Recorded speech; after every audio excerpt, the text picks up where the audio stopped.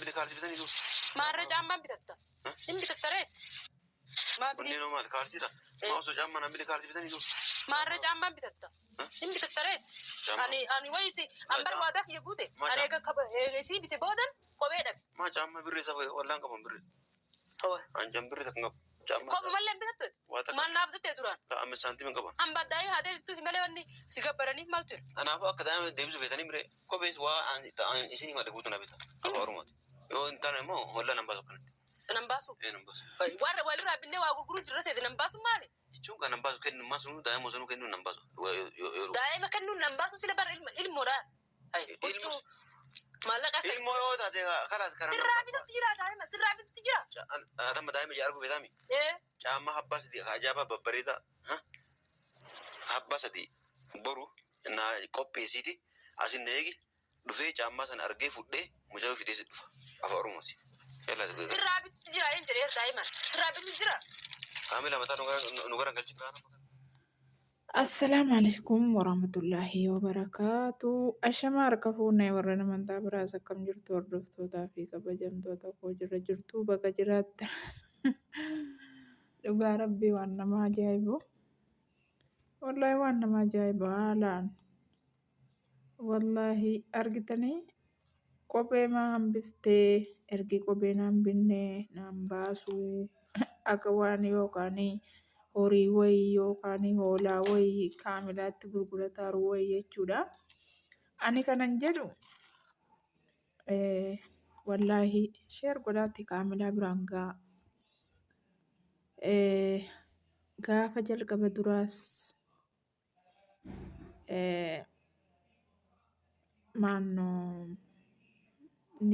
waraqaa nikaa sana fida jedhee doolaara 200 maal erkaa fudhatee ture jechuudha kaamilaa kan harkaa. Erkaa fudhatee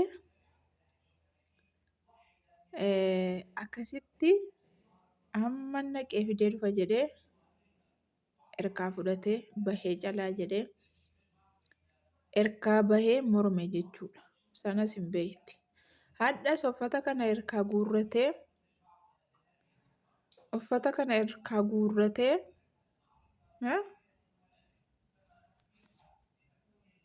akkuma kana jechuudha. Yoo inni erkaa calaan jedhin maal jette jedha. Wallaahi achiin nama amanamu miti jechuudha. Lakkanni uffata walitti dadachaafatee haalaan gammadee 1 2 3 jedhee lakkaawwatu agartan hundi keessanuu akka waan jechuudha. Isiinoo gaafa jalqaba duraa haala hajjii kana agartee kan ergasii caaltuudha yookaan mataa dhagaa godhee waa hunda waan inni jedhu hunda gootu amma kaamilaa nutti dabalatte jechuudha. Wallah maaliif jedhaa isiinoo isa gaafa duraayyuu birrii sana mormee sirkaan fuunee jedhee waakkatee akkasitti bakka inni dhiifameeyyuu waa meeqasiin jettee sitti neeruma jettee maa jettee atumti dhaqii farramii jaartii kootii adii waraqaa nikaa qofa fidii ansanaan booddee caaltuun yeroo odeesse kaateen sitti neeruma jettee turte jechuudha. Yoo birrii barbaaddes jettee birrii kenniteefii turte birrii sana lalaa'u godhee utuma karaa deddeebi'ee utuma kaamilaan haasa'ee maal jedhu gara booddee agartan egaa waan inni kaamilaa irratti godhe jechuudha. Meeshaa addatti qabee bakka ilmoon koo jirtu hin himtu jedhee akkasitti jechuudha himsiise jechuudha. Akkasitti kunoo hadha jechuudha. Uffata surree abbaa sadii moo maal bittee shuraaba bittee shaamizii wayii bittee akkasitti caammaan ergi hafee naan baasuu jedhe. Akka nama yookaan horii itti gurgurataaru wayii naan baasu waan amma naan fakkeenyaaf yeroo nam tokko horii walirraa bitu lakkisaa amma naan bite naan baasu waa tokko naan baasu irra buusaa jedha. horii wayii walitti gurgurataa jiran walirraa bitaa jiran akkamitti naan baasuun jedha akkamitti naan baasuu jedha. Yaa rabbi ani kaamilaa kan isin gowwoomte manni meessa ba'a.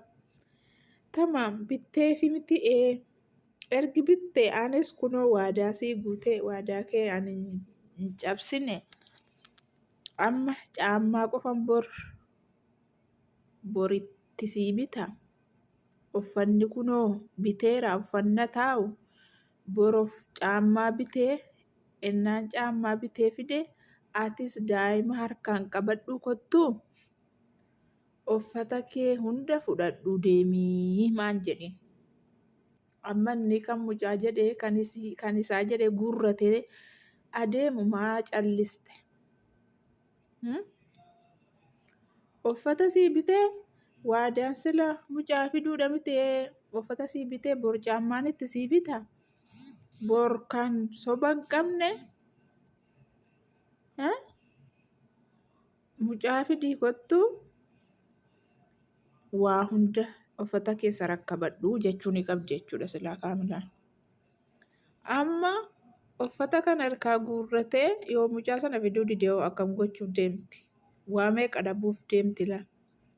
Wallaahi birrii sitti namne mucaan jaaltu dhumnaan mucaan jaaltu hin deebine yoo isin kisaaraa keessan buune kaamilaan maal jetteedha?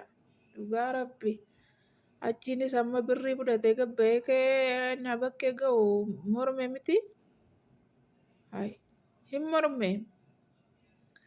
Jarris malatti maluu qabu malee wallaahi akka mucattii fidu ilaamee aan kunoo waan ati jette waadaa kee guute mucaa fidii bor asitti isinitti offisee iyyuu isinitti ilaalee iyyuu maal jedhamee anuyyuu isinii gammada siyaasa gasoba.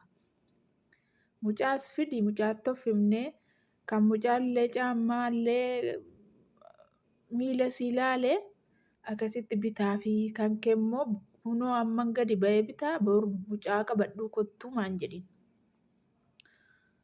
Sanuu maal jedha mucaa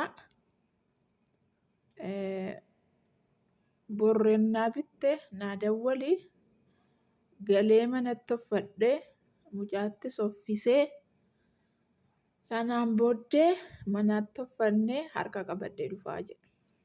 Yoo achiin badee hoo? Ammas yookaan waa tokko naa hafeedee dhufaa? Ammas iftaan waa tokko naa hafee waa tokko keessaa hanqate jedha akkam gootiree? Silaa duratti kennuun hin taane. Namni akkas jedhee kunoo caamuma tokko kanuma abdii argisiiftee naan arganaa dhufe. Kalaas. Awwaadaa kee kaleessan diinee kunoo caammaa sii biteeraa jettee kanuma abdii yookaan kottuu jettee amma inni ol fuudhee maal jedhutti gixxin goote qabsiisuu qabdi jechuudha silaa. Sanuummoo miidiyaa irratti himtee akkas godheen akka godheen naanni dhufee naanni ilmoo qabatee dhufee akkasitti qabsiisa. Isumaa immoo caaltuun ofumaaf ittiin deebi'uu maal jetti malee akka achiin miidhamu hin barbaaddu jechuudha. Nagarreema gaafa Saayidii fi Abdiin hidhanuu dhayitee hin baafne? Dhayitee hin baafne? Dhayitee baafte jechuudha. Sababa isiiti miti kan silaa Saayidiin ajjeesee oole. Otoo ofirraa qabuu dhabe. Hin jaallattu jechuudha akka achiin hidhamu. Kanaaf rakkoon isii bira malee gixxin godhanii hidhanii akka inni achitti tortore gochuudha malee akka inni achitti tortoru. Amma yoomitti ilma namaatti akkana taphata ilmoo ofii deebisee maallaqatti gurgurataara.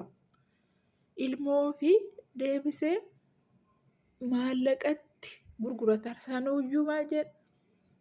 Sanuu guyyaa bira ooltee yaada baatee sanaan booddee galgala fudhee deema jedha akka waan wallahi waan ajaa'ibaati. Akkasii kaamilaan immoo dogoggorsi manni yoo jettan itti kennuu balleessite uffata dhugaa rabbii. Bakka caammaa malee naan baasu jettee miti uffanna isa taa'u bor mucaa fidii kottu ana waadaan koo waadaadha. Mucaa fidii kottu asitti uffattanii asitti maal jettaniif mucaa fiddee fudhattee galtaa jechuu ni qabdi.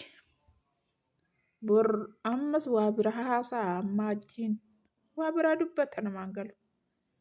Wallaahi yaada namaas dudubbisuu gaariidha malee yaada komantiin namaa barra maaliif inni kaan maaliif inni sirnee maali bakka waa danuu jalatti barreeffama jarri gurguddatan kun badaa komantii namaa hin dubbisanu. Ilaalan iyyuu garuu magalanii. Silaammoo namni yaada namaa barreessu waan ati irratti hin argine namni nama irratti arga waan ta'eef waan ati hin beekne namni sitti himuu danda'a waan ati badiirra jirtu si deebisuu danda'a kun dogongora kun sirriidha kun akkasii akkasitti adeemisiin jedhee si sirreessuu danda'a namni jechuudha. Gaariinis akkuma barraa'uu wajaanis barraa'uu hin danda'a jechuudha. Kana keessaa immoo isa siin taane dhiiftee isa sii ta'u fudhachuun dirqama jechuudha. Maaliif namni waan nama jaallatuuf komantii namaa barreessa. Komantii nam tokko malee nam tokko badaa ilaaluu hin jaallatu. Wallah akkasii isiniin jedha hordoftootaa fi kabajamtoota koo akkasitti achiin hadha hudduu keessa of dhiitaa uffata fudhatee gala ebba abbaa fi haadha kiyyaan qaba wana akkasii gaa rabbiin wallaahi haqa keessan rabbi lafatti hin balleessine gaasunumaa hunda wallaahi gargaaruu dhayixee ofiisiitii miidhamaa jirti jechuudha. Caaltuu bira dhaabbachuu dhayixee jechuudha. Qobaa jirtii jettee gargaaruu dhayixee ofii cingii kana keessa buute. Rabbummaan mala sii fedha'u malee maal jennare. Akkasii hordoftootaa fi kabajamtoota kollaa godhamu.